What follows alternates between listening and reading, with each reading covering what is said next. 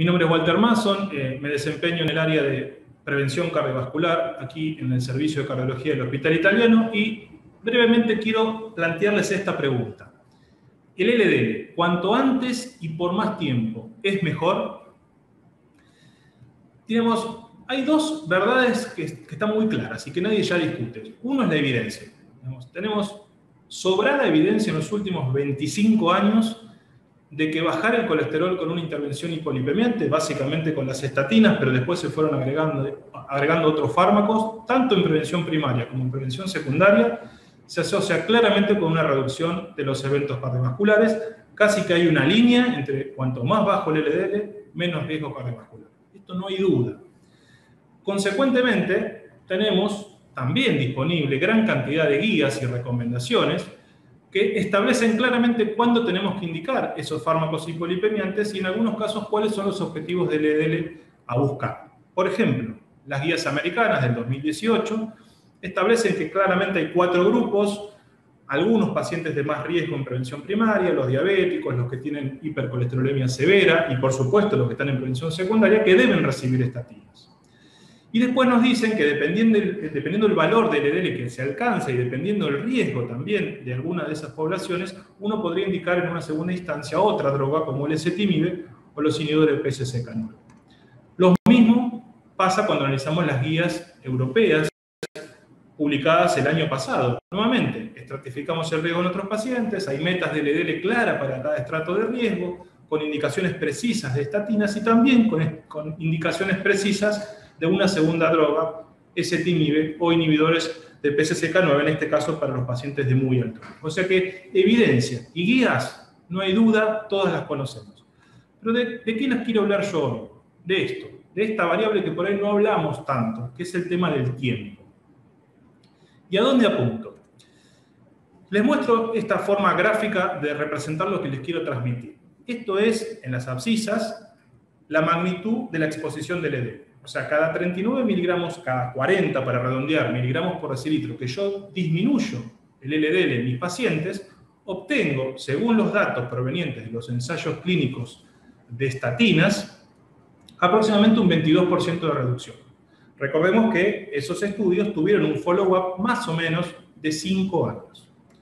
Ahora bien, cuando yo analizo qué relación hay entre esa misma reducción del LDL y los eventos en los estudios de cohorte prospectivo que tuvieron 12 años de seguimiento en promedio, fíjense que la misma reducción de 39 miligramos por decilitro ahora se asocia con casi 33-34% de reducción.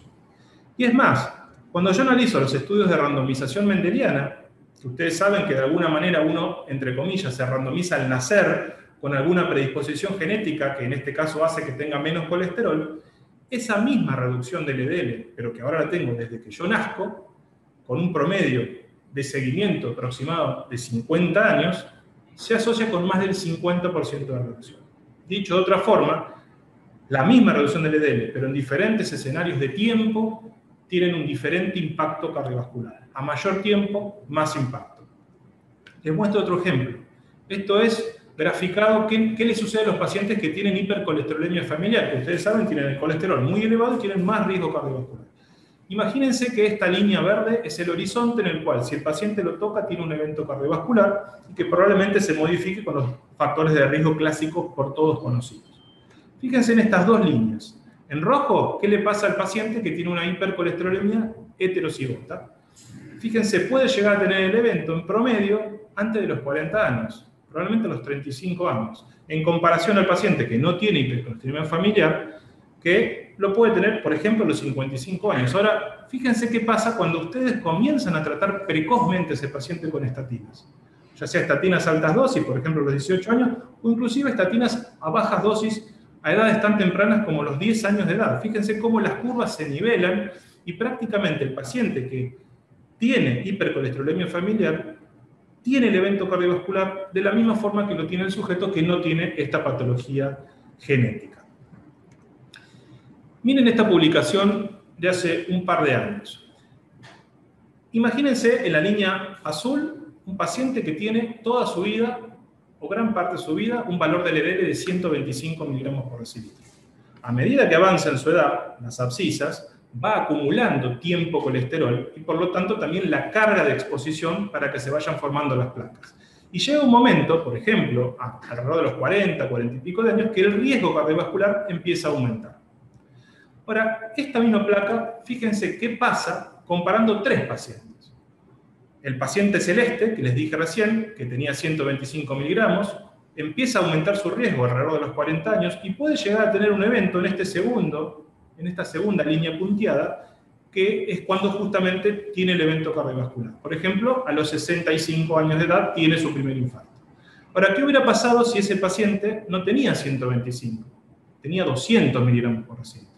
Fíjese la curva, qué empinada que es. Empieza a aumentar el riesgo ya a los 20 años de edad y puede tener su primer evento cardiovascular tan precozmente antes de los 40 años. ¿Y qué pasa si ese paciente de 125 no tenía 125, tenía 80 miligramos por decilitro de LDL? Bueno, fíjense la curva como sea meseta, que está de moda ahora el término. Fíjense que empieza a aumentar el riesgo recién a los 60 y pico de años y quizás nunca en su vida tenga un evento cardiovascular. Así que, nuevamente, el tiempo de exposición es crucial para entender este proceso. Y lo más importante es que no es lo mismo tratar, digamos, a los 60 años que a los 50 que a los 40. Fíjense nuevamente en este mismo gráfico. Si yo al paciente de 125 lo hubiera empezado a tratar a los 50 años, fíjense la reducción de riesgo que yo le hacía. Eso es lo que está sombreado en rosa. Ahora, si yo lo hubiera al paciente tratado muy precozmente, hubiera tenido muchísimos años de su vida, 80 miligramos por decilitro, fíjense todo el riesgo que yo le hubiera bajado al paciente. Por lo tanto, no es lo mismo empezar a los 50 que empezar a los 40 que empezar a los 30 con el tratamiento. Les muestro este otro trabajo recientemente publicado en la JACC. Es un reanálisis del estudio Cardia que había enrolado pacientes muy jóvenes, entre 18 y 30 años, allá por la década del 80. Y lo que hicieron los autores fue, a partir de los 40 años se empezaron a seguir, en promedio 15 años de seguimiento, y se fijaron cómo se asociaba el tiempo colesterol, es decir, los miligramos por decilitro de LDL, pero teniendo en cuenta los años, tiempo, colesterol, las dos variables juntas. Y si eso se asociaba o no con más riesgo después de los 40 años. Y obviamente, ¿qué observaron en este estudio? Que los pacientes que estaban en el cuartilo más alto, la línea celeste, de tiempo colesterol, claramente fue los que les fue peor. Claramente, tener más tiempo el LDL elevado se asoció con más riesgo. Y algo muy interesante, si ustedes tenían 2 pacientes con el mismo tiempo colesterol, el mismo, pero en un paciente estaba más elevado al principio y después fue bajando, y en otro paciente fue más bajo al principio y fue subiendo, el que tenía más riesgo era el primero, el que tenía más altos los niveles de colesterol a edades más precoces de la vida. No era lo mismo, digamos, empezar a tratar o bajar el colesterol después que al principio. Todo podemos cambiarlo, por supuesto. Nosotros con el doctor Daniel Siniaski, que ahora lo vamos a presentar, hicimos un trabajo, y con el doctor Arias, que también ahora lo voy a presentar, sobre el manejo lipídico, aplicación de un algoritmo lipídico luego de un síndrome isquémico agudo, y tratamos de ser muy rigurosos con los controles a las 6 semanas y a las 12 semanas después de que el paciente había tenido el síndrome isquémico agudo. Y cuando hacemos eso, y basándonos en la evidencia y cumpliendo las guías que tenemos, fíjense que a las 6 semanas el 62% de los pacientes estaba en meta de LDL y casi el 90%, solo a las 12 semanas, ya estaba en meta de LDL. Por lo tanto, no solamente es importante saber cuándo tenemos que dar LDL, sino en qué momento, y hacerlo de forma muy precoz. Así que como reflexión final, yo le digo que con respecto al descenso del LDL, tenemos evidencia, tenemos guías, entonces no dejes para mañana lo que puedes hacer hoy. Muchas gracias.